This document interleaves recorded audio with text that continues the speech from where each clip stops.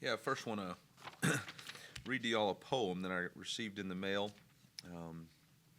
last week in honor of veterans, and accompanied a picture of a sign that's right outside our stadium.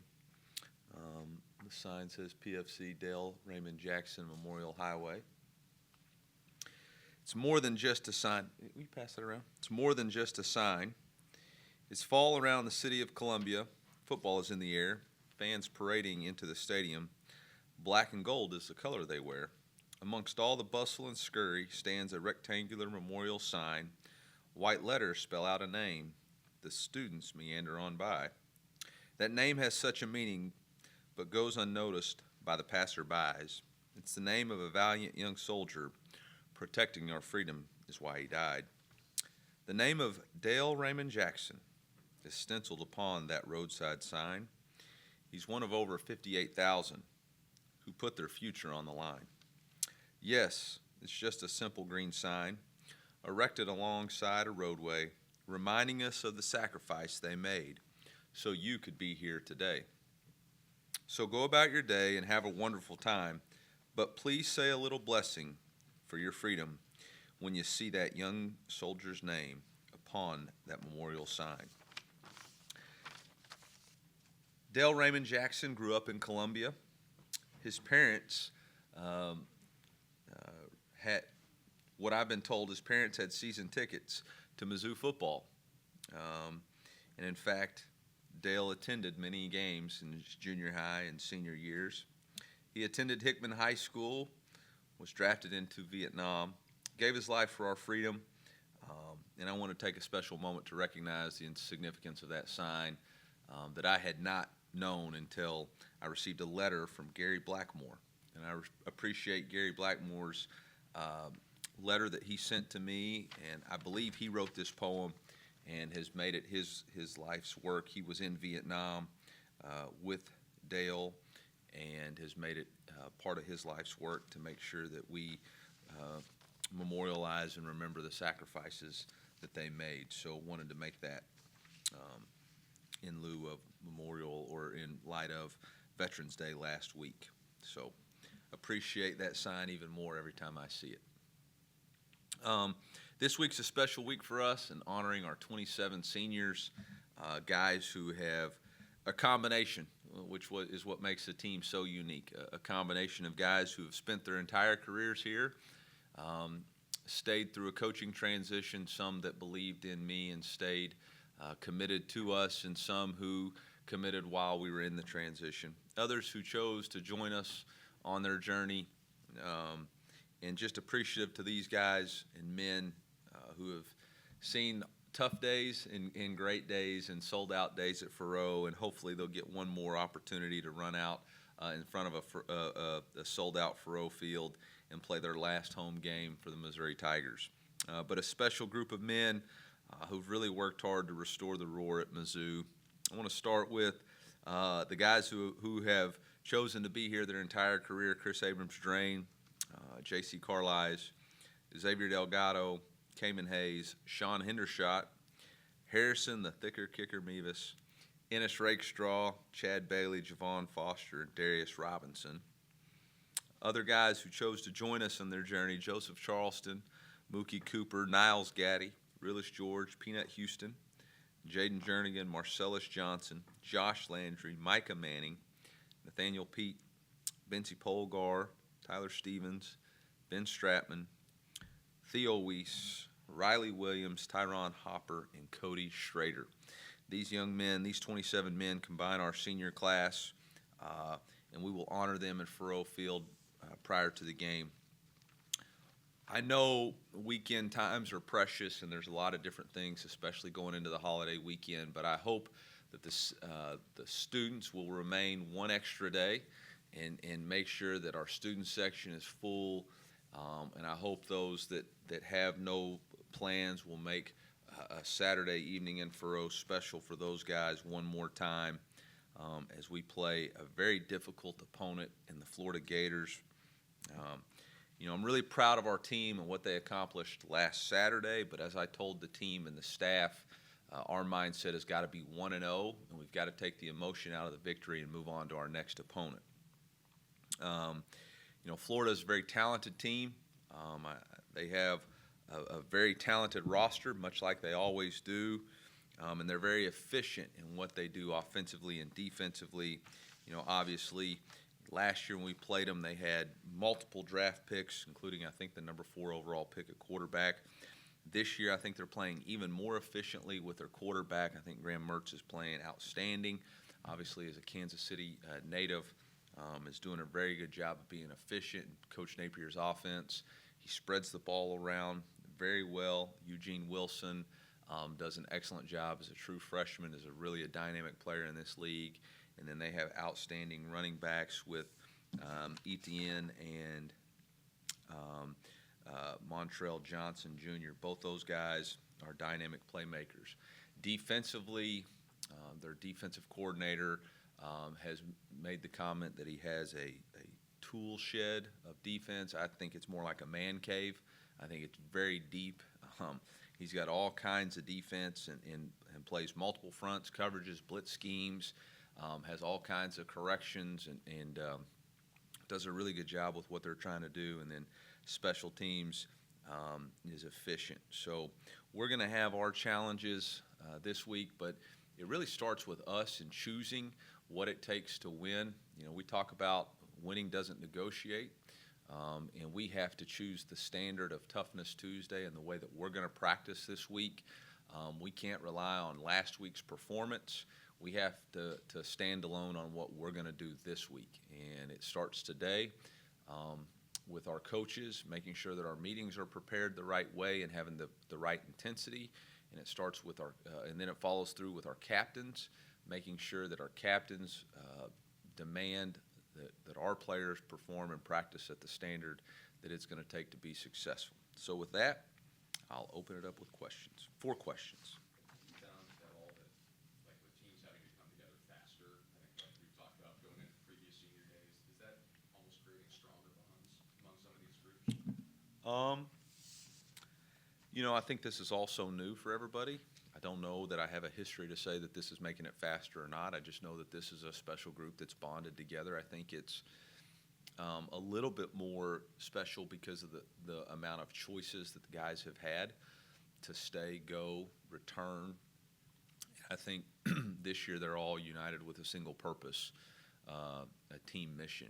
We kind of have adopted the motto for a couple of years: one team, one goal, 1-0. And I think this group of seniors kind of embodies that. We're united for one team, and that's the University of Missouri.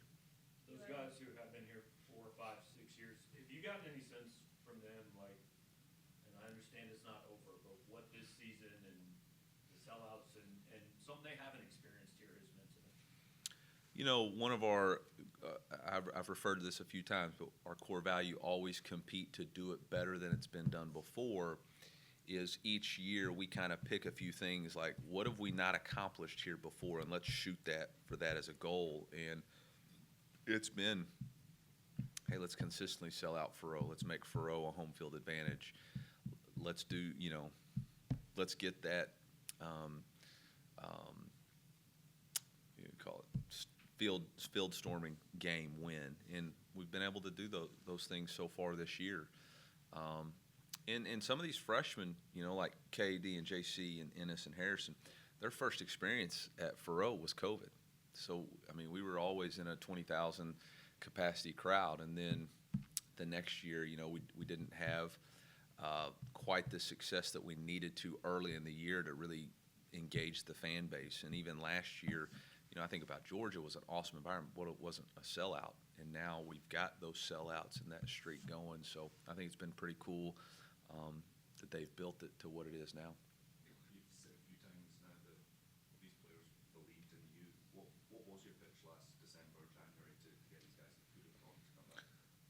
Well, I don't know that it was so much me. I think it's a belief in Coach Russell, strength and conditioning, knowing they could see the benefits not only in their physical performance but in their mental performance, their confidence and their preparation. I think it's a belief in Zach Parker and the training staff and how he was consistently able to get their bodies to perform at a high level. I think it's Liz and the nutrition department and the growth that they're making in their body mass index and loss of body fat. I think it's also the belief in the coaching staff and knowing that those guys are preparing them to play at a really high level. I mean, I think all of those combinations, I think maybe there was a belief that I could potentially pick the right people. I think you look at Javon and X, I think we were just named, I know we were just named semifinalists of the Joe Moore Award. There was a belief that, all right, we believe that Coach Drink will bring the right people in, and obviously Coach Jones has done a lot for us on the offensive line. So I think it's a consistency in the people that we've surrounded them with. I don't necessarily know that it's me. It's more about the people that we've surrounded them with. This group of 27 guys, you said have gone through so many ups and downs in their years and before maybe they came to Mizzou, what do you feel like their legacy and kind of maybe the lessons that they've left with maybe some of the freshmen and younger guys?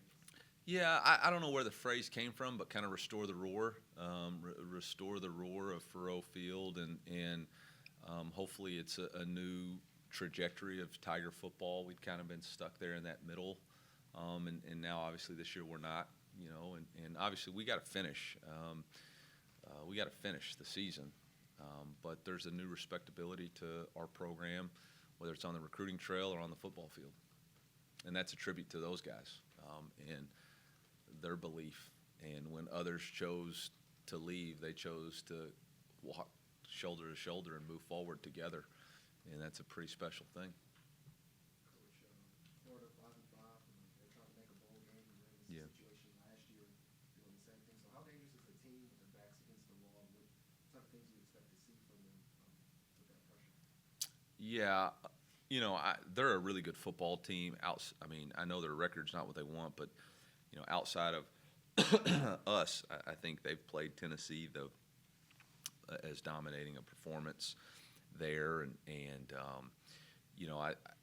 they obviously have some really talented players. I mean, you look at their roster; it's littered with 4- and 5-star guys, top to bottom. They've gotten big transfers. Ricky Pearsall is a big-time transfer. I think the offensive lineman, Micah Mazzaka from Baylor, I know he's a big-time transfer that we even looked at. So, I think their defensive end, Princely, is as good a defender and defensive end as there is in the country. So they've got some really good players.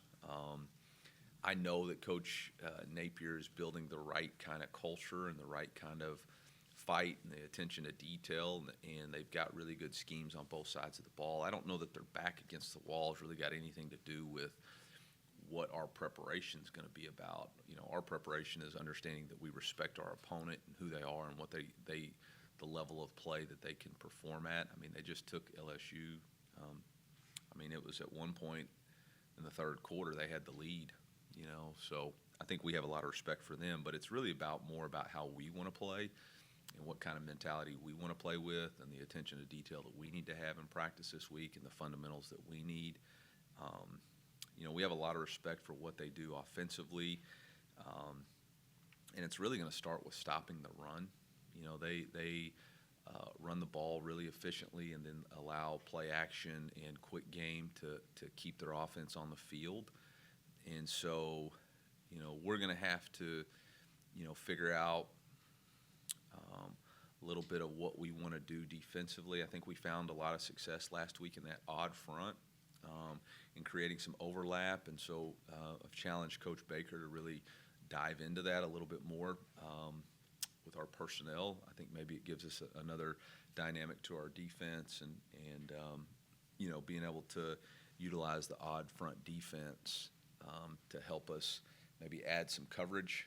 I think we were better in coverage because we had a little bit more underneath coverage and not having to rely so much on man-to-man. Coach, with that up front, can you walk through kind of what that gives you schematically on defense with some of that coverage, and also what it does to an offense and maybe how they might have to adapt to it? Well, it creates a whole new set of problems for your angles as far as how you're trying to block stuff and just how you can climb up to your linebackers. We were able to add JC and Dalen Carnell into our run fits, and even Joseph Charleston some. And so, Joseph's always been a really good tackler, so is JC down in the box.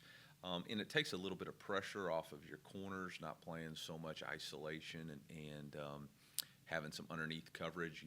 You can play a little bit more over the top. And we only gave up 6 explosive plays on Saturday, which is the fewest we had all season. I mean, and outside of the heck of a catch that the young man made for the touchdown, I mean, they really weren't behind us a whole lot. So it just allows us a little bit more flexibility, and obviously being able to be in and out of fronts is a whole another monster, as a coordinator, because there's schemes that you like versus odd, and there's schemes that you like versus 4 down front, and you got to figure out which ones you can carry. Is that a matchup specific thing, or is that something that you feel like is a regular part of your package going forward? Oh, I think it's definitely a regular part of our package going forward. We had done it quite a bit early in the year. I mean, we did it versus Middle and even versus Memphis, but we we're dropping our defensive end into coverage, and that's not really what any of our DNs were built to do. And so I think, those guys on the defensive side of the ball kind of found a different way to get it done with some personnel.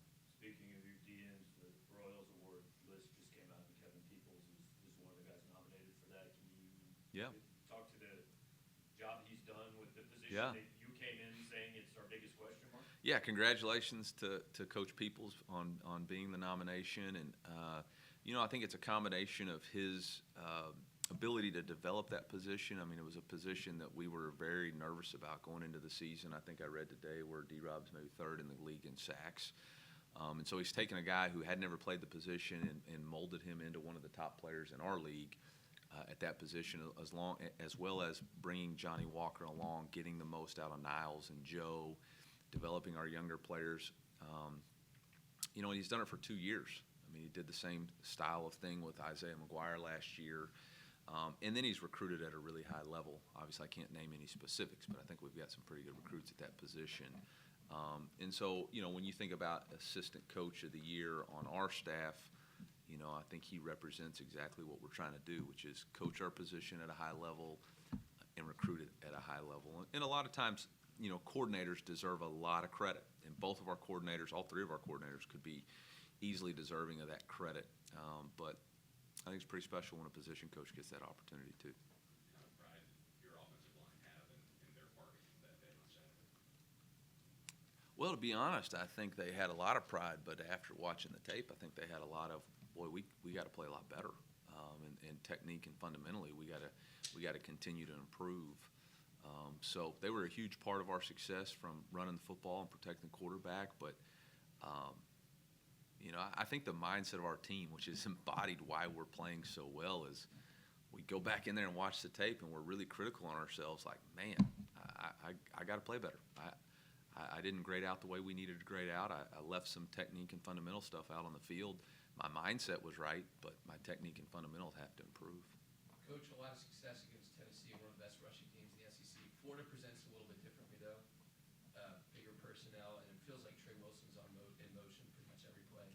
What's the key to stopping the running game? Okay, I thought you were going the other direction. So us stopping their run game. Right, yes. Yeah. Well, again, Coach Napier does a really good job. Multiple formations, multiple shifts, motions, multiple personnels, 12 and 11 personnel. A lot of different eye candy as far as, moving people around.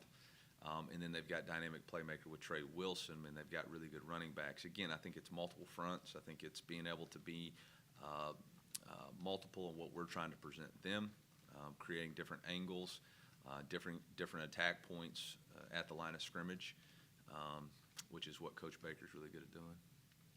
Do you have an update on Tyron Hopper and his current injury? Yeah, I do. Tyron, X-rays were clean. MRI was clean. It is a ankle sprain. It was pretty swollen yesterday. He's going to treat the mess out of it today. I'd say he's questionable. So we'll see how he progresses this week. In his absence, when Tristan Newsom came in, what did you make of his development over the offseason? What's he got here, and how do you manage to slot in? Yeah, really proud of the way he came in and handled a lot of tough duties. And, you know, it's been a guy that has started out on fire in the spring and has slowly just continued to build. And I think he embraced his role on special teams, did an excellent job in that role first, and has gotten comfortable with the play speed of the SEC. And now he's getting more and more reps on defense. And you know, he's going to have to be ready if his number's called this week. Last year with Florida and Anthony Richardson, the quarterback who was better in the run game in fall.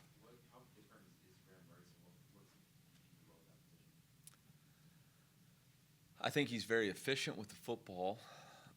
He's very decisive in his reads, and he just doesn't put the ball in jeopardy very much. I mean, I think he's got 2 interceptions on the season. I think he's got a pretty good streak going right now as far as number of completions without, or number of attempts without interception. So you can tell he's an experienced football player, experienced in making decisions that don't affect the team, don't negatively impact the team or the drive. And I think that's always part of a good quarterback. It just was handed a note that Cody Schrader was just named one of the finalists for the Burlsworth Trophy. Congratulations to him on that, and well deserved. Eli, how much will you use Cody's story, you know, going forward as examples for guys in your program? Oh, I think it'll be pretty significant. Yeah, pretty significant.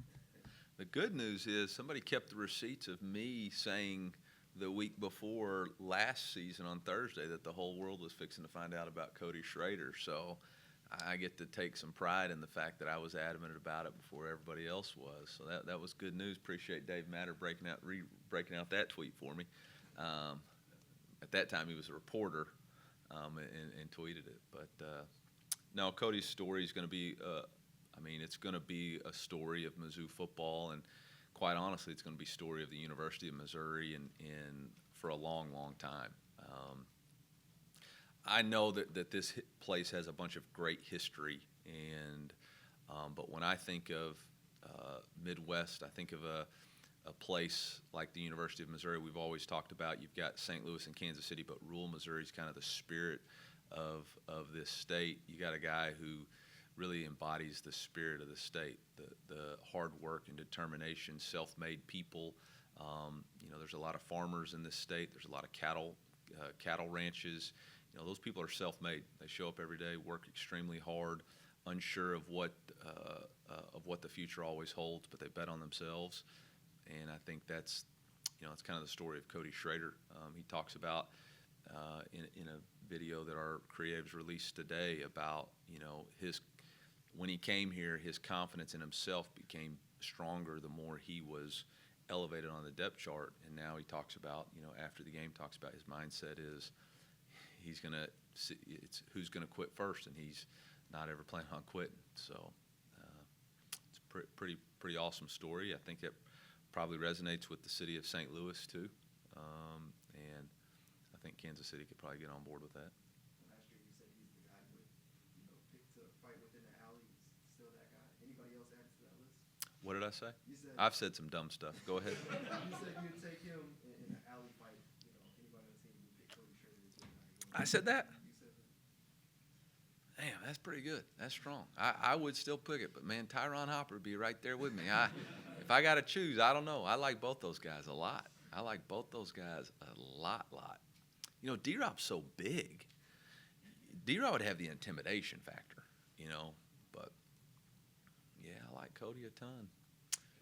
Cody seems extremely grateful also just for the chance that he's had. How much has that helped, him coming in and taking this opportunity? A good example for others too. Yeah, I think he just believes everything's a blessing in his life, and it's a privilege to be here and represent the University of Missouri. And there's a difference between earning an opportunity and feeling like it's deserved. And I think his mentality of earning, he doesn't really want anything given to him. He wants to earn it. And that's what he shows up to work every day, and yeah, he's earned it.